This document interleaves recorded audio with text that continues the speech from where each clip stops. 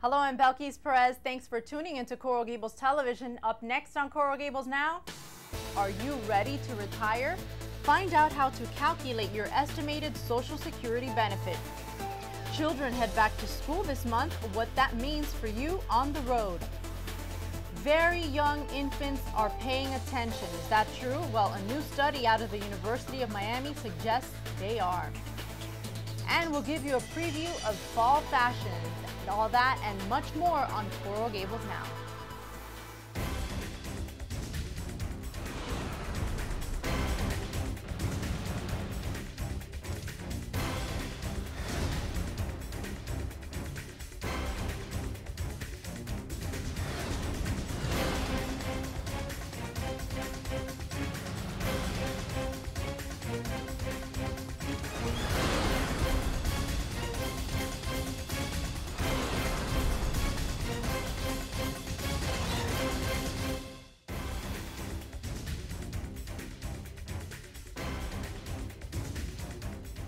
Welcome to Coral Gables Now. I'm Belkis Perez. Now there's a special event for the city's senior citizens that's taking place next month. Coral Gables and Baptist Health are joining forces to provide a senior health fair for senior citizens. And here to give us a preview of what we can expect is Pat Blanco. She's the Magnet Project Director from Doctors Hospital. And we also have with us Anastasia Smith. She is the city's recreation specialist for senior services. Thank you so much, ladies, for being here. Thank you. So first off, this is going to be the second annual Senior Health Fair, and this is where the city has partnered with Baptist Health for the second time. First one was amazing. How did it get started? Well, it actually got started over lunch. Phyllis Oders from our Community Relations Department, Jeanette Slesnick, and I had lunch to talk about how Doctors Hospital could help the community more. And Jeanette had remembered that Coral Gables had a health fair for seniors in the past, but hadn't had one in several years. And so we thought that was a good place maybe where we could provide some assistance. And so that's when we contacted the city and Anastasia and started to meet and started to plan a health fair. It was a very successful health fair. Our CEO attended the first one, Nelson Lazo, and he looked around and saw all the seniors happy and geting tested and said, "This is our first annual, so I guess this is an annual." From now on, you're stuck. No, but it was a great event, and there was a lot of people that attended. I remember at the beginning, the line just stretched out the door. It was at the youth center, which it will be this year again. But how many people went, Anastasia? We had over 150 people in attendance for that, and the seniors loved it, and they are so excited for this year, and they're looking for a more amazing event for that. How important is this, having a senior fair for citizens of Coral Gables? I know that you're doing a lot to promote healthy activity at the senior center, but tell me more about how it relates to your whole programming over there. Well, we have daily programs. We have Tai Chi and Dancercise, but as far as the senior health fair, this brings all of it together. We have different speakers and presentations and also exercises and health information. So this actually is an annual event that brings all of it together. Yeah. And we all need an annual checkup too. I mean, so this is the perfect opportunity to offer that, and free of charge. Right. And it's the screenings and it's education and it's also some exercise to get them moving a little. There's lots and lots of education about safety and how to move safely. So it's really very much geared for senior citizens. So let's break it up now and let's talk about the different aspects of this. You were saying one of the first ones is once you walk in the door last time was testing. So tell me a little bit about the tests that will be offered for seniors and why they were picked. What's the importance of them? Are they specific for senior needs?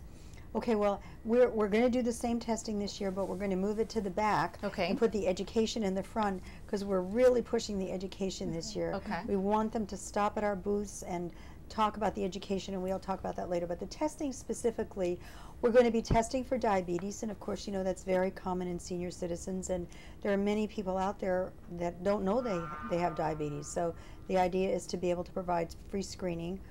We're going to take blood pressures. Hypertension is a very big problem with the senior citizens, and so we'll be taking blood pressures. Cholesterol is a problem at many ages, including seniors. So we'll be testing, and of course osteoporosis, we'll be doing osteoporosis screening. These are the tests that we know are reliable. We know we can do them well in an off-site setting, and we know they're things that the senior community needs to be tested for.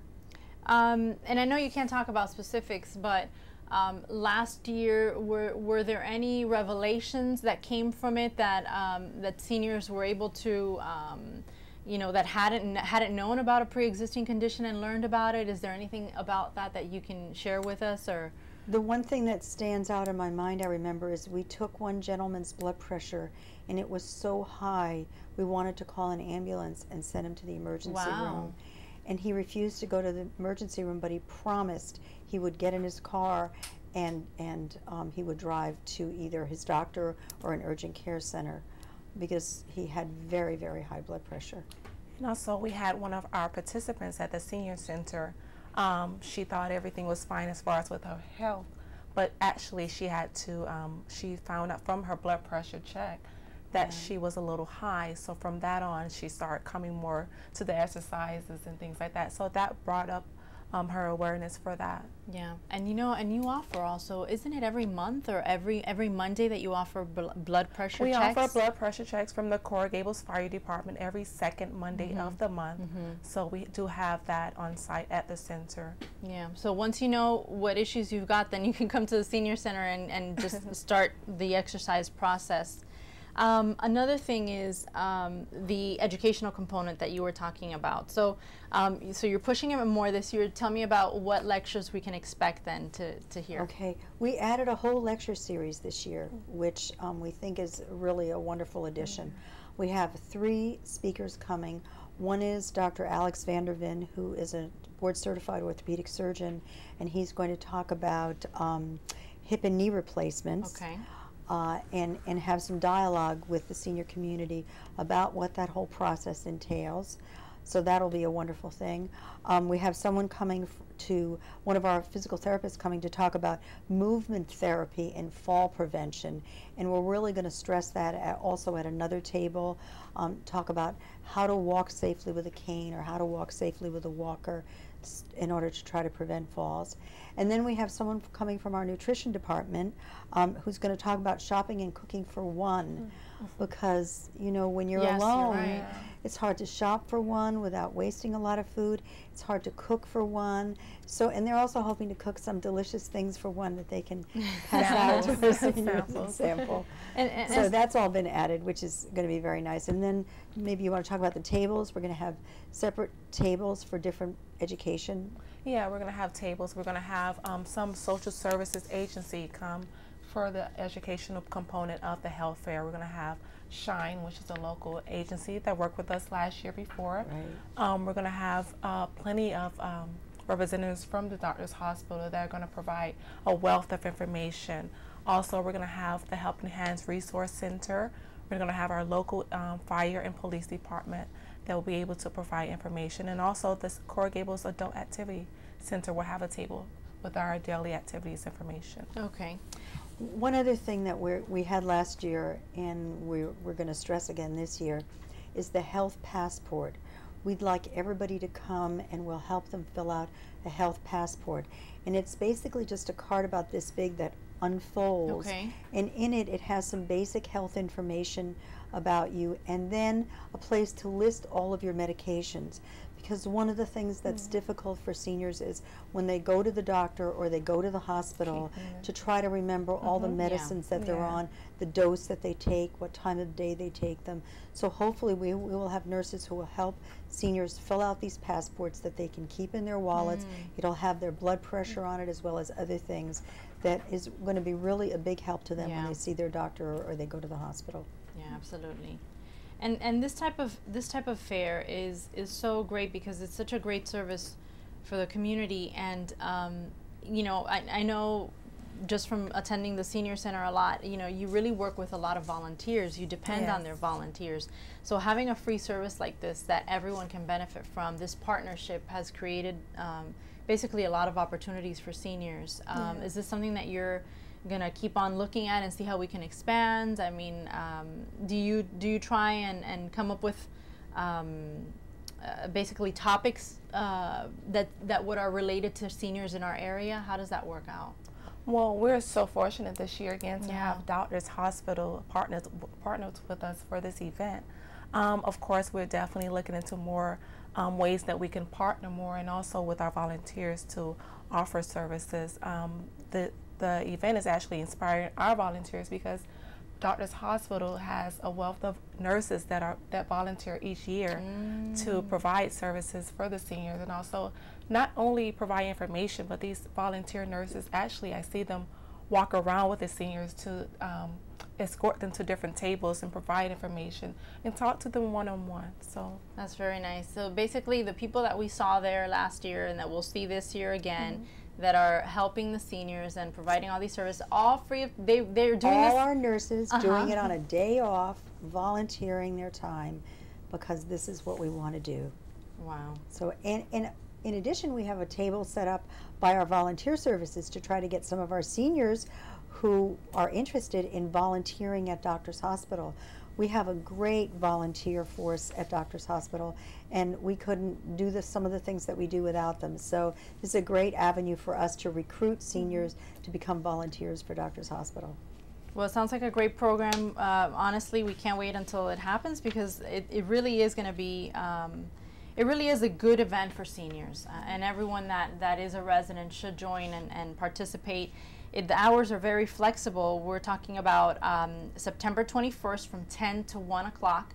So you've got a good time frame there. Oh, and we forgot to say that you're going to be offering a lunch for free. Yes. And free valet parking. And we thought that was a problem last year. Maybe it's difficult to park and whatnot. Yeah. So we'll have free valet parking this year as well. Yeah. So it's a win-win. I mean, you don't have to spend any money, and you get a lot of benefits. And free chair massages. Oh, and free chair massages too. Absolutely. There We want to you go. make it a really fun event, Yes. as well as health promotion. Well, thank you so much, ladies. I appreciate you guys Thank being you. here, and we wish you luck, and we'll obviously cover it as soon as it happens. And the Senior Health Fair takes place on Wednesday, September 21st at the Youth Center. That's 405 University Drive. It's going to be in the gymnasium area there from 10 to 1 p.m. So definitely go and check it out. You don't have to make any reservations, but if you want more information, you can always call 305-460-5609. That's Anastasia's number. And basically all you have to do is gather up your friends, get ready to have fun, and to get ready for a healthier you. And there's still lots more to come on Coral Gables Now. Up next, another important topic for seniors, Social Security.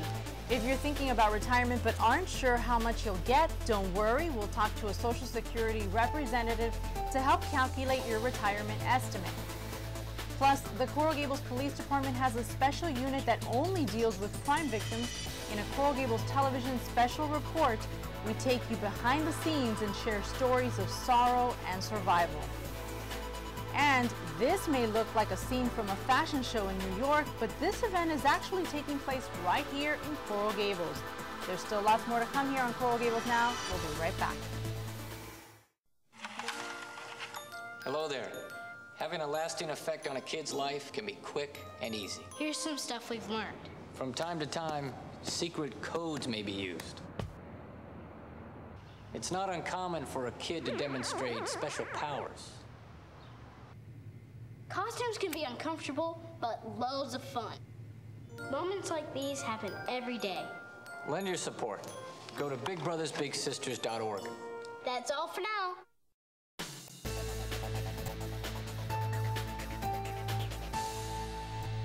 And welcome back. As you get closer to the age of retirement, one of the first questions people have is how much benefit will they get? Well, here to calculate that for us is Maria Diaz from the Social Security Administration. Thank you so much, Maria, for being here. Thank you for having me. So basically, there is a way of calculating something like that to find out what your benefits are, but you can do it online, which Right. is much faster, I would think. Definitely. You can actually do it manually if you want. We'll provide the computation for those that are interested. Some accountants may want to work with the Yes, numbers. oh my gosh. But it is very easy and available to almost everybody to do it from the comfort of your home or office online. So tell me first, where do you go? You go to Social Security, www.socialsecurity.gov/estimator will bring you directly to the calculator that will figure out your benefits. And how long has this service been available? It's about 3 years now that the calculator has been available online, and it's actually won awards as the #1 page for the government. Wow. Because it's very simple and the information that is provided. And what would you do before that? I mean, would you have to contact Social Security to figure out what your benefit would be? No, this will provide the benefit. If you go to the estimator, you do have to give us some personal information. You do have to provide us your name. When you get to the page, it's going to ask you for your name, Social Security number, date of birth, and mother's maiden name. The information you put in there must match what we have on our records. We want to make sure we're providing this to the correct person. And if it does, we're going to provide you with an estimate of how much your benefit will be at full retirement age. One thing, Belkis, is this estimate does take into account, it assumes that the person will continue working and earning the same amount of money through that date of retirement. Okay. So. And what would happen before? I mean, before we had this service online? Okay, we used to mail out, some people may have gotten it earlier this year, but we stopped mailing the benefit estimate. Every year, 3 months before your birthday, Social Security mailed out to everyone 25 years and older an estimate of how much you would get if you became disabled, if you passed away, how much your survivors would receive, and how much your retirement would be at the different points, early or late retirement or unreduced benefits at your full retirement age. Unfortunately, because of budget cuts, we're not mailing that, but this option is there for you online to get your estimate. Yeah, and you can always check it. I mean, if you change a job, or because how do you get that estimate? Is it through the income tax when you file it? Or? Right. When you're working, you pay Social Security tax, and Social Security keeps track of all your earnings via your Social Security number. So once you put your information in, you don't have to manually go in and put what you've earned every year. We're going to use what we have on the record. And the good thing about this calculator online, this estimator, is that once it gives you the estimate of how much you're going to receive at your full retirement age, you can give it 3 different scenarios, which is really good, especially now that the economy is so many people are losing their job. Yes. You can go in and put 3 different scenarios. So I can go in and say, what if I don't work anymore? If I earn 0 earnings through retirement, how much am I going to receive at 62? My next scenario could be, I'm going to make $100,000 until 66. And my third scenario could be, I'm going to make $50,000 until I'm 67. Once I press enter, it's going to give me those 3 estimates for the 3 different scenarios, which is really good because it might give somebody an idea of, I better work twice as hard because I'm going to need more money, or know what's going to happen in the event, unfortunately, if they do lose their job. Exactly. You can compare too and see how you want to plan out your your life. If you still have, that you still have time to do that. Right. So basically, how is Social Security calculated? How is it that this is the sum of money that I'm going to get? Right, and that's a really good question because a lot of people don't know this and there's a lot of confusion. A lot of the private pensions or state pensions compute your high 5 or high 3. Well, Social Security uses 35 years to compute your earnings. It'll take 35 of your highest years, and they do index or bring it up to today's value to the cost of living, and they average that out to come up with your computation.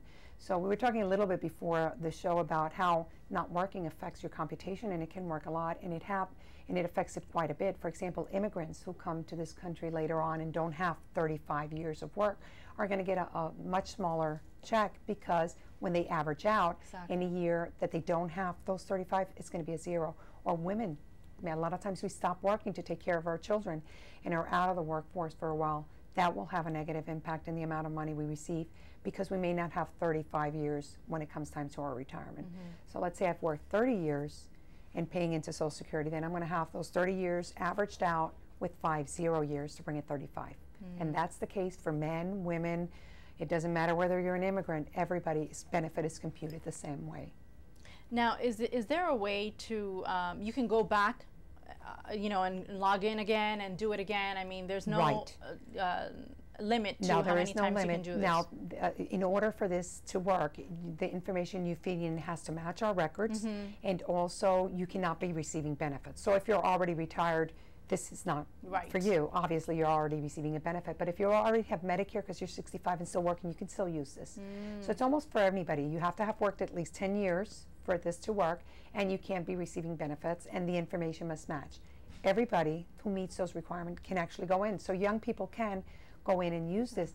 Of course, it's not going to be as accurate as somebody who was closer to retirement age, because from here to the time a younger person has to retire, a lot of things can happen. Right. But it will give them some sense of what they can expect. What at least they'll be able to. Right. Yeah. Now, I was just going to ask you, how accurate is it then? I mean, if you know, we would go in it, how accurate would it be for us? Well, the older you are, probably the more accurate it is. If you have a lot of someone young like yourself that has a lot of years toward her retirement, it pretty much can change. For one, you have a lot of years to work. You may decide not to work or may not have to work, so that would affect your computation. And also changes in the law could affect also if they change the age of retirement. I'm not saying they are, but I mean, if they change the way they compute the benefit, then those are things that could affect people that are far from retirement. Okay. And then what would you say would be the average benefit that Americans get? In the nation, it's about 1,000. It's approximately. I didn't bring that exact amount with me, but it's in the low thousands. So, and that's, for a lot of people, that's their only source of income. Incredible. It is. Yeah. So it's very good. You know why? Because you know, if the average is 1,000, then at least it gives you the knowledge, and basically you can go with that and make plans. I mean, not everyone can live with $1,000 a month. I think most of us couldn't. Right. And I think it's also good for young people who are watching this to know that they need other sources of income to start saving, because Social Security has been around since 1937. It's the most successful and oldest government program. But, and it's going to be there, but you have to think you need other sources of income. It was never intended to be your sole retirement income. It's supposed to supplement. Like, yes, it's supplement. So it's important for the younger people to realize they must save, find other ways of savings, whether it's 401k, through employer plans, but to have something else in addition to the Social Security in order to just be able to live comfortably in retirement. And what's the maximum that most average that? Well, the maximum benefit for someone attaining age 66 this year is $2,366. So there you go. I mean, really, it's not a lot. It's definitely what you said. It's a and supplemental. in order to receive that 66-year-old has to have made maximum earnings for the last 35 years, or for 35 years, and it's $106,800 is the maximum this year. So you just have an idea of 35 years of maximum earnings to get $2,366. Yeah. All right. Well, let's give the website one more time. There's a lot of things that you can do online, not necessarily just to calculate your benefits. Tell us about a couple of other things while we put up the website. They can actually file for benefits online, whether it be for retirement, Social Security, disability benefits, spouses benefits, all that can be done online. Also, for people that need a duplicate Medicare card because they've lost it, they can go online and request it. They don't have to come into our office or call us. You can also change your address if you've moved, change your direct deposit. And there's a whole lot of things that are already there, and we're continually adding, because a lot of people prefer nowadays to do it that way, to do it online. And you can do it at the comfort of your home or office without having to even pick up the phone or come to our offices, which sometimes are very full. And it works out great for them and for us. All right. Well, thank you, Maria. I appreciate it. Thank you. And for more information, let me give you the website one more time. It's www.socialsecurity.gov. And for the estimator, you just add a /estimator after that. Now, basically, if you've driven around Segovia Street lately, you've probably noticed that there's a lot of activity. And that's because the Segovia Streetscape project is now in full swing. And David Alvarez has that story and others on City News. David? Thanks, Belkis. The Segovia Streetscape project is going to give commuters a little more shade on their ride to work, thanks to these giant oak trees like the one standing next to me that could reach 40 feet in height. Approximately 300 oak trees will be planted in the swale and median along Segovia Street. The Streetscape project will be almost a mile in length and include improvements to the roadway itself. The street from Bird Road to Biltmore Way will be narrowed from 4 to 2 lanes of traffic and include a bike lane. Once completed, Segovia Street will be transformed into a beautiful scenery for drivers and pedestrians. Miracle Mile is getting a new addition to its famed collection of stores and restaurants. Cibo Wine Bar, created by owners Liberty Entertainment Group, will be located on 45 Miracle Mile. Cibo Wine Bar will feature authentic Italian food mixed with a fun nightlife atmosphere. Scheduled to open in September, be sure to visit Coral Gables' newest hotspot once completed. And for all the morning commuters out there, be aware school will be back in session, and that means school speed zone limits will be in effect. Make sure to abide by any speed zone restrictions and be aware of any zones you may approach in your daily commute, as some speed zones vary in what time they take effect. And remember, with all the back-to-school traffic and now the speed zones, you need to add a little bit of time to your commute to work in the morning. That's all I have for City News. Back to you, Belkis. All right, thanks, David. And there's still much more to come on Coral Gables Now. Now, Coral Gables Television is working on a special report. Basically, we're taking an in-depth look at the city's crime victims unit, and we'll have a sneak peek at that when we get back. Plus, we'll talk to a fashion expert who will offer some help for summer hair. And are infants too young to pay attention? A new study coming out of the University of Miami sheds more light on the behavior of babies. We'll be right back with more of Coral Gables Now.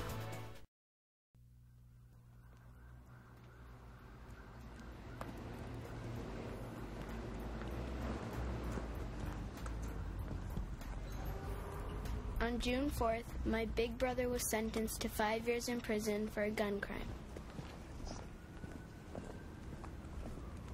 That day, he sentenced me to 5 years of walking home alone from school. When you commit a gun crime, your family pays the price. Welcome back. Coming soon to Coral Gables Television, a special report that takes an in-depth look at the lives of several crime victims and their road to survivorship. Rodolfo Roman has been on assignment for a couple of months now, and he has that story. He joins us now from Studio B with a preview. Rodolfo? Belkis, it has been an emotional roller coaster for these victims. Just opening up in front of our cameras was a major challenge for them, but they knew that sharing their horrifying tales could save lives. Here's a sneak preview of our program.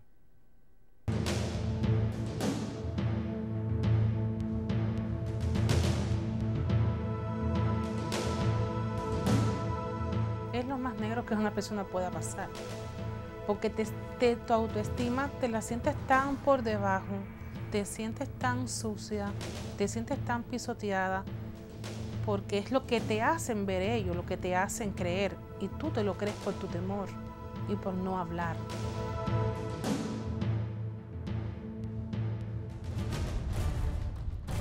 This victim, who asked to keep her identity concealed, was terrorized by a former lover.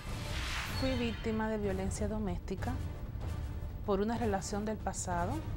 Ya había hace algún tiempo nos habíamos separado. The victim was working as a custodian in Coral Gables.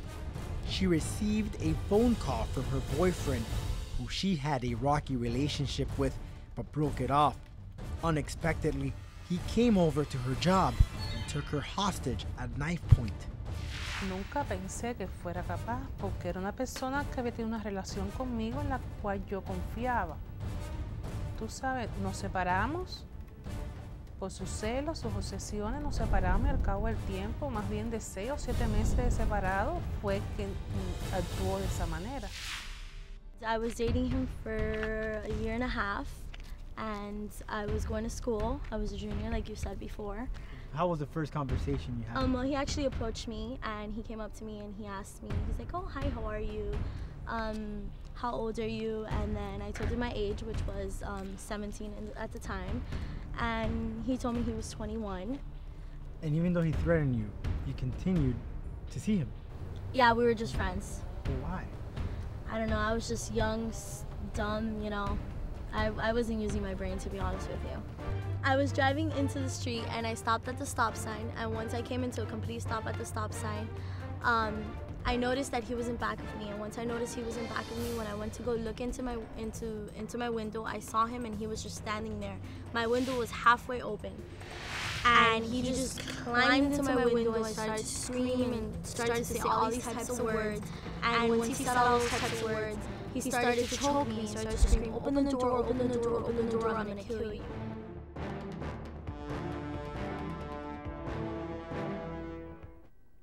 Definitely bone-chilling stories from these victims. Now on our program, you will also see how the Crime Witness Victims Unit works around the clock to keep these victims safe and guarded.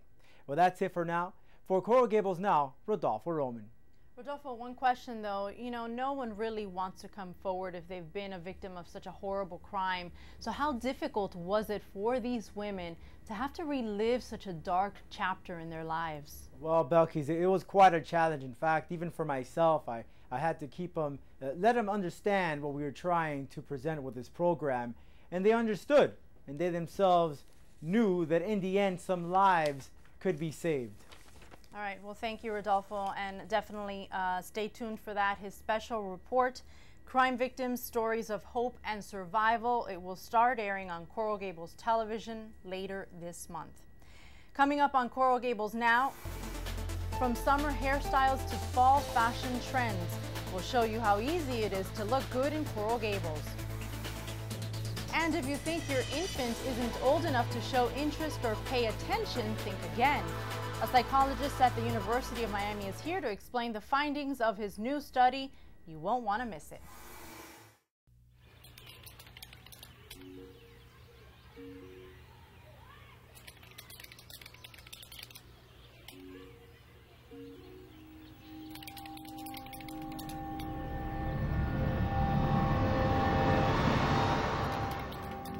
Every day, online predators make their way into homes uninvited and unnoticed. Help delete online predators. To learn what you can do to protect your kids' online life, visit cybertipline.com. Next month, the fashion world will celebrate Fashion's Night Out. It's a fall fashion unveiling event that actually takes place simultaneously around the world. Now, for the past 2 years in a row, the Village of Merrick Park has been hosting this Fashion's Night Out event, and we sent Tanya Leeds shopping for a preview this year. Well, Buckets, Fashion's Night Out is a huge event here in Coral Gables at the Village of Merrick Park, and I had the exclusive into 4 stores that will be showcasing their fall selection. We begin at Furla, known for its Italian signature. I spoke to Darian with insights on their fall trends. Here is the Royal bag. It's a very important bag. It's inspired in the 70s when people used to travel a lot in trains. People used to have an issue with the scratches in their luggages. So it became very popular to actually wrap around in leather or in canvas their luggages and put these little brooches at the side to protect the luggage pieces for scratches and things like that. It's very edgy, it's very fashion forward. It's a new way of putting them out there, and it's a must-have bag for this season. Other must-haves include metal studs, zippers on the bags, and earth tone colors to accessorize with your outfit, along with trendy jewelry. The tans and browns are all in, and you can find it here at the Village of Merrick Park. We move over to Azul Merrick Boutique with a particular touch to its fashion style for women and men's fashion. Men's fashion right now, we have a lot of mostly everything is inserted like this now. So everything about all the men's now is you have a different pattern from the inside, a different pattern on the collar. So a lot of guys buy all these new shirts. It's a more modern cut. It's very slim, not as full as it used to be. It's a little, not as long as it used to be, so it makes a guy look a lot slimmer. Colors for fall are a lot of purples now, a lot of reds, still black and white, very important. Stripes are important, but it's more about the cut and the inserts than anything else right now. The boutique also carries Tanya Marie dresses that will make sure you will stand out during any special occasion. Each one's one of a kind. So when a girl buys one of her dresses, she knows nobody else is going to have her dresses. So that's what's important about her dresses. Like if you look at this one here, the butterfly print, which is excellent, individually made, very sexy, but very contemporary sexy, but one of a kind. And if you go down through here, you even see more of these. What she's doing is a little of a beach look too, like a beach wedding look.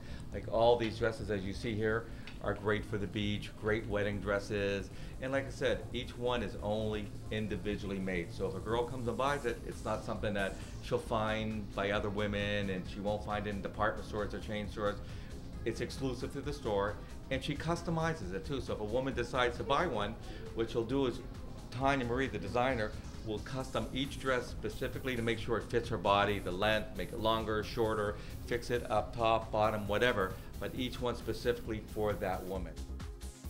We now leave a Village of Merrick boutique and hop over to Pupette's with its tropical touch particular for outdoor lovers. This is beach and tropical clothing, and they match very well, you know, with the weather that we have in Miami. It's like a very light dress in silk and cotton, very floating, colored, and it's very like smiling, I can say, smiling clothes because of the bright color.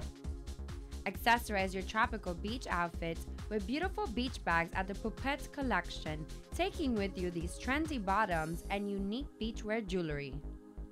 This brings us to our final store with yet again the theme of the 1970s fashion. This fall, Adolfo Dominguez, you can expect trends that are reminiscent of the 70s, like wide leg Bermudas and second skin, like tight tops, colors like mustard and like a dark slate, greens, Prussian blues, and then for men's, like kind of the same thing. I think for Fashion Night this year, we're gonna have 20% off all of the new collection, which won't go on sale until like December, so that's a nice way to get what's new cheaper now. With the insight into these 4 stores, we now have a preview of what we can expect for Fashion's Night Out, but Maria can explain to us a little bit more. Fashion's Night Out is just a big party. It's on Thursday, September 8th. It was started by Vogue years ago in New York. It's a night to celebrate fashion. Looking good, the latest styles, the stores will have the latest stylists. So it's a big party. We have 3 lounges. Each one will have cocktails and food. We'll have a great DJ. And what's going on that's really fun is you'll have around 40 stores, each with something different and fun going on. Diane von Furstenberg, Jimmy Choo will have cocktails and things going on inside. Neiman Marcus has their very famous fashion show that highlights the fall fashions. And your fashion style shouldn't just be confined to just your clothes. Veronica Fernandez is over in downtown Coral Gables with some pretty cool ideas on hair and makeup. Thank you, Tanya, and your look wouldn't be complete without the latest on hair and makeup. Here I have some tips that would help you update your look for this fall. Braids and feathers are 2 of the major trends seen on the runways for this fall. Beauty Strategy in the heart of Coral Gables created this gorgeous look for her model. A French braid like this one is great for both straight and wavy hair types, and you can easily go from a casual look to a more sophisticated one by simply making a side bun with the braid. Pair this hairdo with natural eye makeup and red lipstick, and your style would instantly be updated. And bohemian hair accessories like feathers are also one of the hottest trends for this season. Feathers are the biggest trend right now. I have some in my hair here that you can have put in at a professional salon. If you don't want to have to commit to doing that at a salon, you can take a headband like this and put it on, and it gives you the effect of it. And celebrities are also following this trend. Sarah showed us how to wear it. Is to wear it this way, which we see a lot with Nicole Richie and a lot of the celebrities that love to wear this type of style. And here's one final piece of advice for this season. Bright colors are still going to be with us. A lot of times in fall we tend to go back to the blacks and the browns and the grays, which are all the basic neutral shades. But this really encompasses being able to incorporate the styles with your hair and keeping the brights with it, which is a really nice thing to be able to have. And this is all we have on fashion. Back to you, Belkis. All right, thanks Veronica and Tanya. Up next, we'll have the findings of a study that suggests infants are paying attention at a very young age. We'll be right back.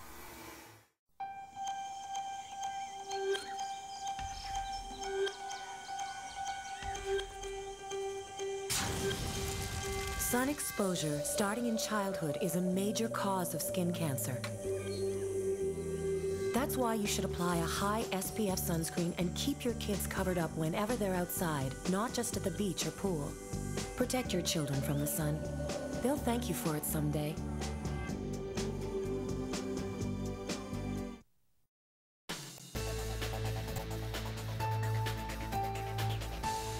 And we started the show with senior issues, and we're ending it now with babies.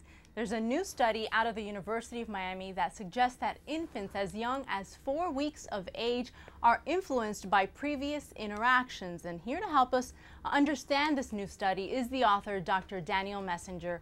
He's a psychologist at the University of Miami. Thank you so much for being here. I appreciate it. Thank you for having me. This is wonderful. And we've got some guests here. These are our extras from now on. We've got Matisse. She is 8 months old, and we've got Christopher. He's 7. So those are our extras here. They don't get paid, which is a good thing. Doctor, so tell me about your role at UM. So I'm a professor of psychology, and I have secondary appointments in pediatrics and in electrical and computer engineering. And tell me about the study that you just published. Basically, it's the name of it is Are You Interested, Baby? Young infants exhibit stable patterns of attention during interaction. Tell me a little bit about that study. So this is a study of babies like Matisse and Richard interacting with their parents. Sorry. This is a study of babies like Matisse and Christopher interacting with their parents. And these are moments that we have all the time when we're playing with babies as they grow up before 6 months of age. And we videotape them as the mother and baby play. That's what we do at UM, is we invite moms and dads to come in and play with their babies. And we look very carefully at the babies and what they were looking at. Like Christopher is looking at me, and Matisse is looking at you. And what we found is that the patterns of their gazing were telling us what they were interested in. Okay. And so the baby looks at the mom, and that takes a certain amount of time. And then the baby looks away. And when the baby looks again at the mom, we can predict how long the baby will look at the mom from how long they looked before. Okay. So that means that sometimes the babies are very interested in looking at their moms, and sometimes they're not so interested in looking at their moms. They always come back. They show us by how long they look, they show us how interested they are. Now, does that does that show attention on their part, that they are interacting, they are learning at such a young age? Yeah, it shows. Because I mean, it just seems like a 4-week-old wouldn't really have knowledge of anything around them. They're just oblivious to what's going on. So what you're suggesting is no, they really are paying attention. At that young age, they are learning, and wow. So 1 month to 6 months, 4 weeks to 24 weeks. Yeah, their actions, those little actions that sometimes seem like they don't mean anything, they're telling us what they're interested in. They're telling us what they want to pay attention to, and they're telling us, well, sometimes I'm really interested in paying attention to you. And sometimes, no big deal, I'm interested in paying attention to my toys. Sometimes I'm more interested in my toys. And that's really interest. It's not just happening right now, it's happening over a longer period of time. I'm more interested in my toys now. But don't worry, I'll look back at you. And one of the neatest things we found is sometimes they're more interested in mom, sometimes they're more interested in the toys, but the two aren't related. So if I'm playing with my baby and my baby wants to look at the toy, at the teddy bear, that's okay. The baby's just interested in the teddy bear now. Doesn't mean they're less interested in me, it's just right now they're interested in the teddy bear. And if I just wait, the baby will come back and pay attention to me. When they're looking at the mom, what is it that you gather from that? I mean, are they looking at the facial expression? Are they getting their future expressions by looking at us? They're soaking it all in. Okay. They're learning everything about what she's doing, but not only about what she's doing, they're learning how they influence the mom, how the mom responds to them, and then they're responding to the mom at the same time. Now, is this a new approach, the fact that you were observing the mom and the child, the interaction, is this a new approach to understanding how much attention there is at that point? I would say it's new wine in old bottles. So we've been watching parents and their babies play for a long time in the field of psychology, developmental psychology. We've been watching babies and parents play. But now we're using more fine-grained measurement to understand what the babies are really interested in. And we're finding, again, that pattern that sometimes they'll keep looking at the mom for a certain length of time. They're more interested in the mom. And sometimes they keep looking at the toys or whatever else they're interested in, maybe the lights, for a longer period of time. In those moments, that's what they're most interested in. Now, if you smile at the baby or you make faces, does that then grab their attention more? Did you notice that in the study? Sometimes the smiling can grab their attention more. Sometimes we smile and the baby needs to take a break from our smile. They need to look away. Wow. The study is really about letting the baby, where the baby is looking, that can be our guide to what the baby's interested in. That's amazing that you can actually predict the next gaze at the mom, that you can actually predict it and how long it's going to be. Incredible. How is this going to help you going forward? Is this going to help with establishing how kids communicate, or what is the next step, and how is this going to evolve? Well, there are lots of next steps. I think one is that this measure of how frequently the baby looks at the mom, looks away, looks at the mom, looks away, that tells us something about how the baby shifts attention. And it's turning out that that's predicting things later down the road. How they share interest in other objects, how they gesture later on, how their play with the parent is later on. We're also looking at, in the context we study, children who are at risk for autism. We're interested in babies who have an older brother or sister who has an autism spectrum disorder, and it tells us something about the development of that disorder too. How about now that, since we know that they are paying attention at such a young age, do you suggest that parents teach them things at that point? Do you teach them, some people have said maybe sign language. What do you start doing something like that even earlier on now? Well, I think the first thing about this study is it teaches us what the babies are teaching us. When they're looking at something, they're really paying attention to it. And we can look at them and say, oh, what is the baby paying attention to? Maybe now they're paying attention to me, now maybe I want to play with the baby. Boop. But when the baby's looking away, the baby just wants to look away. That's time to let the baby look away. Did you notice, is there a difference between the person that they're looking at, like as for example, the mom to a stranger, or the father? Is there a difference there? We didn't study that. Maybe that's the next thing we should look at. Okay, because normally the mother is the one that has the most interaction with the child. Would that be it? Well, in some families, the mother is the one who has the most interaction, and in those families, the mom had the most interaction, so we studied the babies with the mom.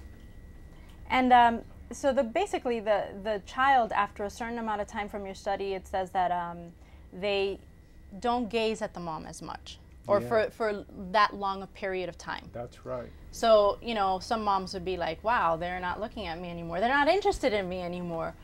What happens after that point? That's a really good point. So when babies, let's say from like 2 months to 5 or 6 months, they actually start to look at, or 3 months to 5 or 6 months, they actually start to look at us less. They look at us for a brief period of time and they get all the information they want. And then they look at the rest of the world. It's their job to learn about all the world, not just us. And they start to look at us for briefer periods of time and look at other things for more of the time. And do you, and I notice it with the babies as well, they don't look as much. Is it because they're more interested in the other aspects of, they're exploring right now at this point? Yeah, they have the whole world to learn about, and they know how to learn about it best. Yeah. Now, what basically is the next step for you? You have other studies you were saying that you're doing. Yeah, so one study is we got resources from the National Science Foundation to do automatic measurements of the baby's smiles. So a software program looks at the video and says how much the baby is smiling. And so we'll use that to learn more about their communication. Oh, wow. All right, thank you so much. And thanks to our props here. They had a good time too. Thanks to our guests. I know. The findings of Dr. Messenger's study, and you actually, I should say, it was a co-study, right? There were several other authors in it. But the findings of the study titled, "Are You Interested, Baby? Young Infants Exhibit Stable Patterns of Attention During Interactions." They were published in the Journal of Infancy. And that does it for this edition of Coral Gables Now. Thank you so much for joining us. Thanks for watching Coral Gables Television, and we'll see you next month. Bye-bye.